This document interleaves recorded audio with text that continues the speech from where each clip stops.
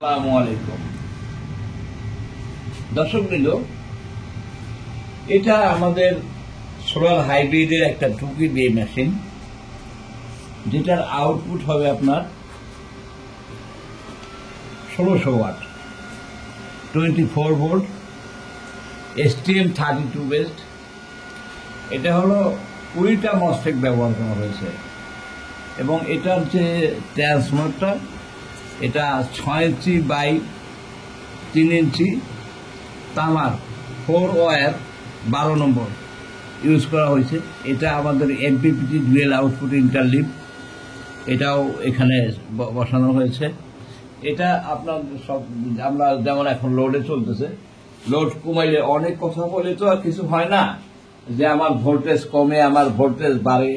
আমার লোডের সাথে ভোল্টেজের কোনো তারতম্য খুব বেশি হয় না, তারের কারণে 2-4 ভোল্ট হয়তো ডিফার হতে পারে, এমন না যে 10-20 ভোল্ট ডিফার হবে।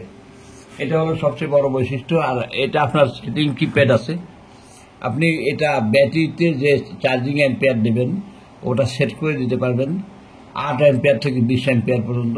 কিন্তু লোডে যখন যাবে তখন আর আমার এই MPPTটা সর্বোচ্চ 60 অ্যাম্পিয়ার দিতে সামর্থ্য। এরপরে আমরা আরও ডিজাইন করতেছি, 80 অ্যাম্পিয়ার দেওয়ার জন্য চেষ্টা করতেছি। তো কিন্তু এখানে সবচেয়ে বড় কথা হলো 80 অ্যাম্পিয়ার যদি আপনি সরাসরি ব্যাটারিতে দেন, যেমন আমাদের দেশে প্রচলিত MPPT গুলো সবগুলোই আপনার ব্যাটারি ম্যানেজমেন্টের যে অ্যাম্পিয়ার সেটিং এটা নাই। এই কারণে আপনারা বড় ধরনের ক্ষতির সম্মুখীন হবেন, যেটা হলো সেটা আপনার যে ব্যাটারিটা অচিরেই নষ্ট হয়ে যাবে, খুব দ্রুত ড্যামেজ হয়ে যাবে।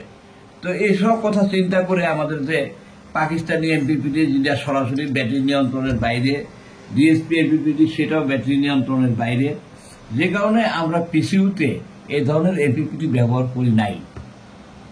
আমরা যে MPPT ব্যবহার করছি এটার নাম হলো ডুয়েল আউটপুট ইন্টারলিভ MPPT, অর্থাৎ এটাতে 2টা আউটপুট। যে এখানে আপনি দেখতে পাচ্ছেন আমাদের এখানে 2টা আউটপুট, কিন্তু একটা হলো ব্যাটারিতে, যে এটা ব্যাটারিতে যখন চার্জিং বলে যাবে এই আউটপুট থেকে সরাসরি ব্যাটারিতে সেটিংস অ্যাম্পিয়ারই দেবে, আর অতিরিক্ত দেবে না, সোলারে যাই থাক না কেন।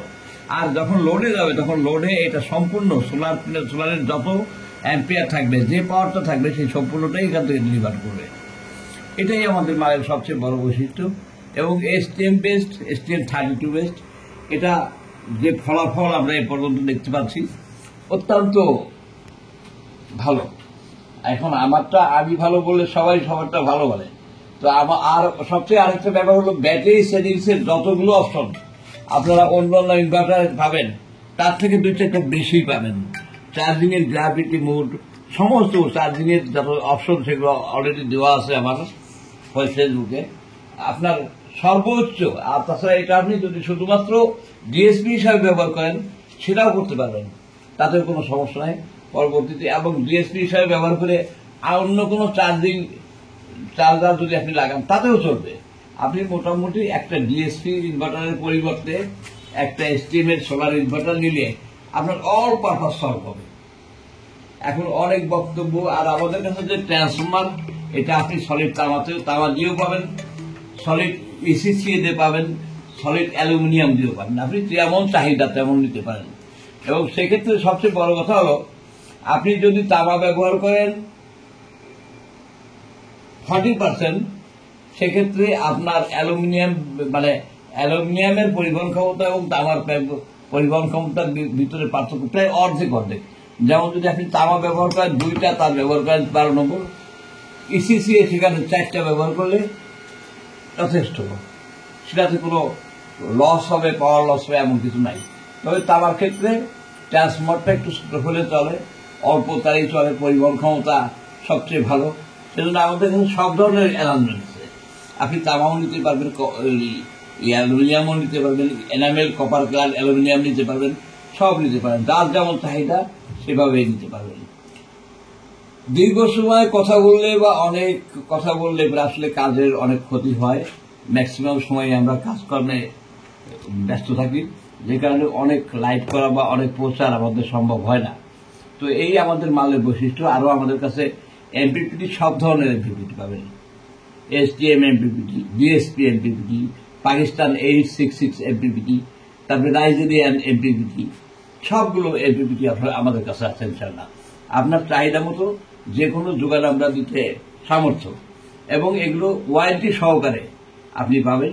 ওয়ারেন্টি মানে এই না যে আপনি 1 বছর ব্যবহার করার পরে আমরা আর সার্ভিস দেব না বা আপনারা কিছু পাবেন না, এমন কিছু না। আপনি 1 বছর পরেও আমাদের সার্ভিস পাবেন।